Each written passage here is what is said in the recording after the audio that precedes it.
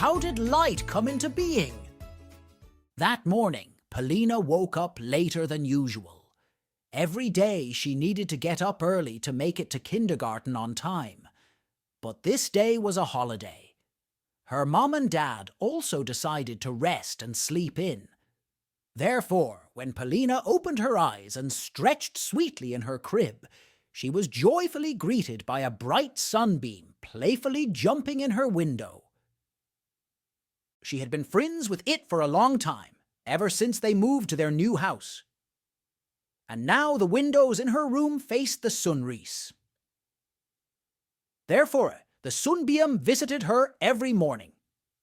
But today it was especially bright, light, and joyful. And for the first time, Polina seriously wondered, where does light live? And where does it go when night falls? And overall, how did light come into being? The last question seemed particularly amusing to her. I should ask Dad, or even better, Grandpa, thought Polina. How did light come into being? Luckily, her grandparents just happened to be visiting, and she could ask them as she pleased. Polina left her room and headed to the kitchen. Grandpa was already drinking aromatic raspberry tea. Grandpa, how did light come into being? Asked Polina and sat down on the couch to listen to the answer. Grandpa probably didn't expect such a question first thing in the morning, but the inquisitive eyes of his granddaughter sparkled with sincere interest, so he sat next to Polinka and began his story. A very, very long time ago, at the very beginning of all times, long before the stars and all living things on earth appeared, there existed only darkness and silence. What is darkness? Polina inquired. Darkness is the darkest darkness that ever exists in the world, replied Grandpa, and then continued. But the wise and very kind God wanted to make this world bright, beautiful, full of wonders and good spirits. So he decided to create everything best imaginable. On that first day of creation, when nothing yet existed, God said, "Let there be light." And at that very moment, something special and mysterious began to happen. A soft, warm light appeared. It sparkled and shone like thousands of little stars, illuminating everything around and driving away the darkest darkness. Do you know how fast light can travel? Asked Grandpa. I think faster than the fastest car, answered Polina. Because if a car could outrun light, it would be driving in darkness. Yes, exactly, agreed Grandpa. Light is like a dazzling, lightning-fast runner.